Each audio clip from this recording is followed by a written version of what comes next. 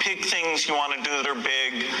HIV vaccine, you could, accelerate that. Be associated with innovation. And then the second time I saw him was the March after that, so March 2017 in the White House. In both of those two meetings, he asked me if vaccines weren't a bad thing, because he was considering a commission to look into ill effects of vaccines, and somebody, his name is Robert Kennedy Jr., was advising him that vaccines were causing bad things. And I said, no, that's a dead end. That would be a bad thing. Don't do that.